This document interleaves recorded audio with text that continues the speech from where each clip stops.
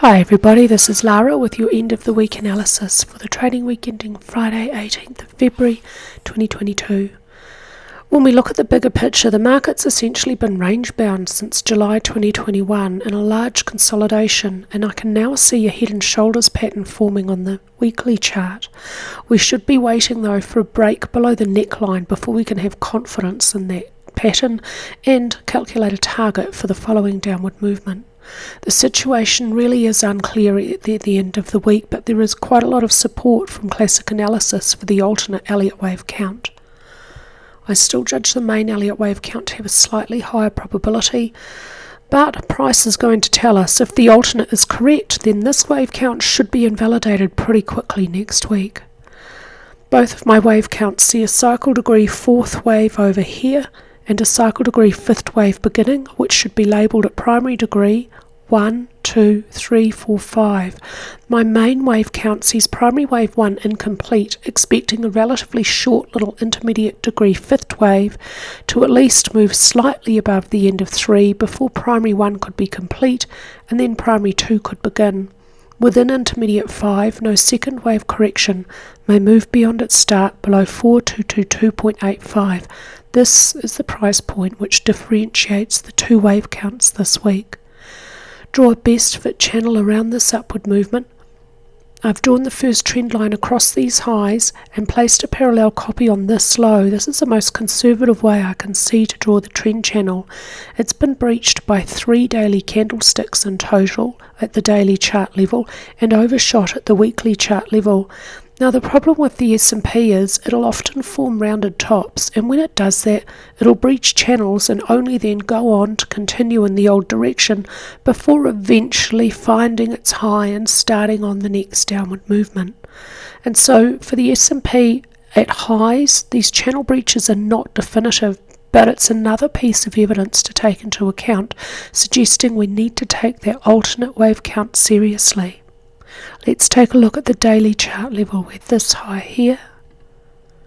Is this point here, he's 3, 4, 5, the possible end of intermediate 3 within primary 1, a sharp zigzag for intermediate 4, and now intermediate 5 may be unfolding as an ending diagonal. There are two possible structures for intermediate 5, an impulse or a diagonal, and within primary 1, just real quick back at the weekly chart level, intermediate 1 is extended, intermediate 3 is a long extension. I'll expect intermediate 5 for this wave count to be relatively short, to not be extended, and a ending contracting diagonal would absolutely fit that expectation. Diagonals, Elliott wave diagonals, are terminal structures. The classic pattern equivalent would be a rising wedge. Within intermediate 5, if it's unfolding as an ending diagonal, all of its subwaves must subdivide as zigzags. Minor 1 may be complete, minor 2 may move a bit lower, and may not move beyond the start of 1, below 4222.85. I had considered possibly charting the idea of intermediate 4 continuing lower as a double zigzag. Again, let's pop back over here to the weekly chart level, but look at the proportion between intermediate 2 and intermediate 4 if it's over here. Trying to see intermediate 4 continuing lower as a double zigzag, fully breaching the channel, just would have all the wrong look. This is the line in the sand now for this main Elliott wave count. Minor 2 may not move beyond the start of 1. If we see a new low below this point, this wave count will definitely, absolutely be discarded in favour of the bearish alternate, which at the end of this week has increasing support from classic technical analysis. For the short term, there's a problem now with this wave count. It looked okay at this low, but now we've got a new low below this point. In fact, after Thursday's downward session, minor wave 2 just isn't looking so good anymore. It needs to complete as a zigzag, so I'll label it A, B, extending C with 1, 2, 3, 4, 5, but the problem is it needs to complete, and my minuet 4 needs to be somewhat proportional to minuet 2 so that minute wave C looks like an obvious 5 wave structure, and there just isn't a lot of room for that to happen now below without the invalidation point being breached. At the weekly chart level, this is the Bearish Shelton I've been publishing for quite a while. It was for a little while the main wave count. At the end of this week, I really do want to, as uncomfortable as it is, I want to sit on the fence, because after this downward week there is increasing technical evidence to support this wave count, actually not as much support for the main wave count. The biggest piece of support that I'm still relying quite heavily on for the main wave count is at this prior all-time high for the S&P. There was only 2 months of bearish divergence between price and breadth. And in the last 100 years, there are only 3 bear markets that have arrived with less than 3 months bearish divergence between price and breadth: 1946, 1976, and February 2020. In all 3 instances, those bear markets were relatively shallow as well. And so for this wave count, we're expecting a 4th instance in 100 years. The probability, or the odds of that, are actually pretty low. So that's the strongest piece of evidence in support of the main Elliott wave count, and why I'm still going to label this an alternate until price tells us it's correct. But when we get to classic technical analysis charts, you will see there is actually quite a lot of support for this. Take it very seriously. It is possible that within cycle 5, primary 1 was over at the last all-time high for the S&P, and we are in the early stages of a fully fledged bear market for primary 2. Now, it doesn't have to reach down to the 0.618 Fibonacci ratio. It might be shallow, it might be more shallow at only 0.382. But a 20% reduction in market value from this high at 4818.62 would be 3854.90. That would be above the 0.382 Fibonacci ratio. And so if price only reached the 0.382 Fibonacci ratio, it'd still technically be a bear market, but it would be more shallow. So this will be the first target for support. If we get down there and primary 2, the structure is incomplete, or if price just keeps falling, then attention turns to the next target, the 0.618 Fibonacci ratio at 3195.28. Primary 2 would most likely subdivide as a zigzag. For this weekly alternate wave count, a new move at primary degree needs an obvious 5-wave structure down at the daily chart level, and that just doesn't look obvious. It's another problem with this wave count, and a reason why I'm still publishing that main. Primary 2 may not move beyond the start of 1, below 2191.86. This invalidation point is absolute. A new low by a fraction of a point on a tick chart would invalidate the wave count. Let's take a look at how primary 2 could be beginning at the daily chart level, where this high here is this point here. From this high to this low, this is a problem for this wave count. This downward movement looks pretty clearly like a 3-wave structure. It could be an impulse, and the S&P just doesn't always exhibit good proportion. At the hourly chart level though, it also fits best as a 3-wave zigzag, and not so well as a 5-wave impulse. But it will fit as either. We have to consider both possibilities. This wave count expects to see an obvious 5-wave structure down, and we didn't get it, which is why back here I was relying on that main wave count. It seemed to have more support. But after Thursday and Friday's downward session, this wave count has increased in probability. There is support on the classic analysis charts for it. Primary wave 2 would most likely subdivide as a zigzag, which means intermediate A would should subdivide as a 5-wave structure, most likely an impulse, to be labelled at minor degree 1, 2, 3, 4, 5.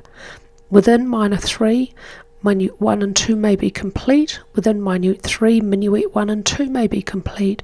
This wave count now has a 3rd wave at 1, 2, 3 degrees unfolding lower.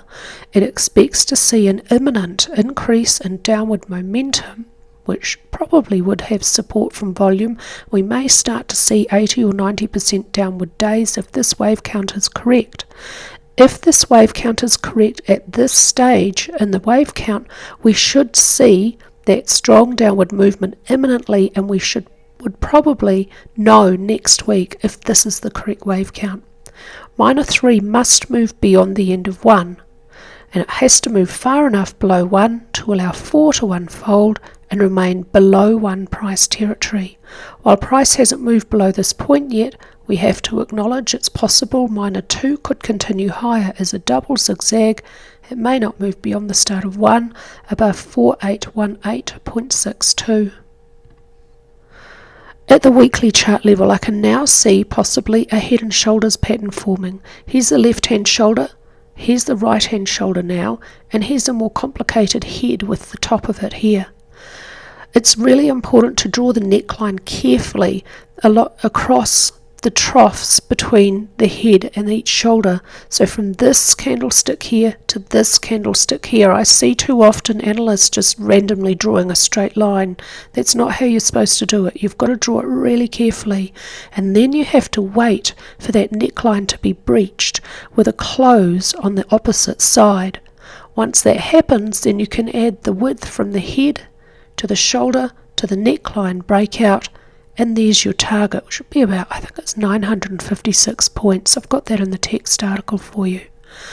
It's really important to wait for that neckline breach before you have confidence in a head and shoulders pattern. But of all the classic analysis patterns, head and shoulders are the most reliable. The last 2 weeks, or the last 3 actually, have got bearish long upper wicks, although this week closes with a decline in volume, prices falling of its own weight. And that's okay, it can continue to do that for a while. Next support 4260, and below that look out for support at this neckline. No signal from on-balance volume, but the support line has a little technical significance, as does the resistance line. If we get a breakout from this, we'd have a signal. Maybe we'll get a signal next week. There was a little bit of bearish divergence at the last all-time high from price. It's enough to expect at least a reasonable pullback, and we've got it, but it's not really much to expect a fully fledged bear market. This may offer just a little support to the main Elliott Wave count, because that bearishness certainly could be resolved now. ADX, however, gives us a strong bearish signal at the weekly and daily chart level, supporting the alternate bearish Elliott Wave count. Do please take that one seriously next week. If it's right, we should know fairly early next week. Stochastics, neutral, but when ADX is telling us it's trending, we use RSI, not stochastics. ATR increasing as price falls, normal behaviour for the market. The closer up picture shows a push from volume for Friday, so that would support the alternate Elliott Wave count. On balance volume, the last signal it gave here was bearish, supporting an alternate Elliott Wave count, the bearish count, and here ADX at the daily and weekly chart level are supporting the bearish alternate Elliott Wave count.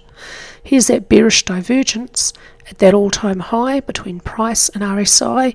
I would have expected it should have been resolved with this downward movement. Doesn't have to be, but this is enough bearish movement to resolve it. Doesn't mean it is resolved though. The moving average situation, the short and mid are still above the long, and the long is still positively sloped, but prices again below the long. So at the end of the week, this has got an inconclusive look, leaning bullish because mid and short are above the long and the long is positively sloped, but tending toward a bit of a breakdown here possibly. We'll see how that one unfolds. We've been over RSI, stochastics neutral, but the market's trending, so we use RSI, and ATR showing a small decline as price rises and kind of flattening off really as price is essentially moving sideways.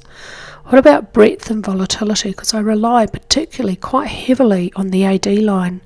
Here's the all-time high from price, and there was just 2 months of bearish divergence. As I keep saying, the probability of a fully fledged bear market occurring after less than 3 months bearish divergence is very low.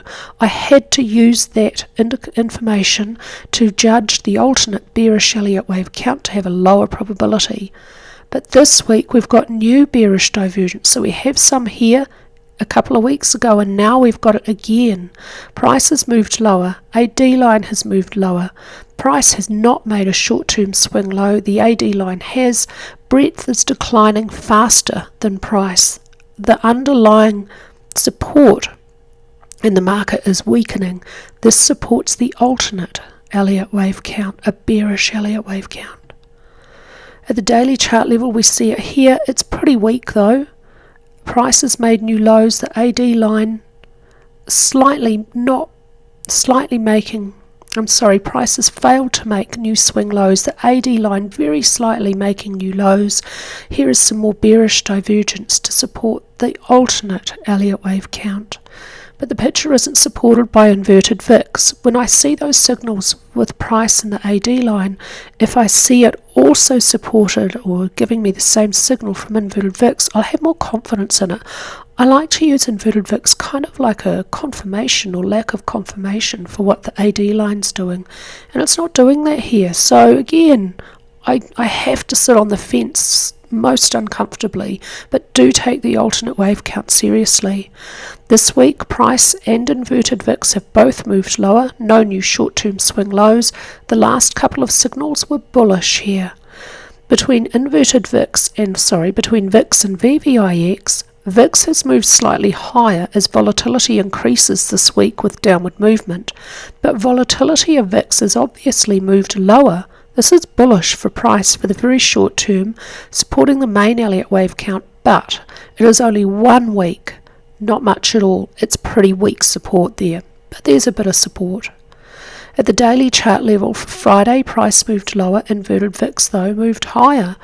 As price moved lower on Friday, volatility did not show a corresponding increase. Volatility slightly declined. This is a single session instance of bullish divergence. On Friday, both VIX and VVIX have moved lower, no new short-term divergence there. That's all from me this week with your S&P analysis. I hope all our members are looking forward to an awesome weekend.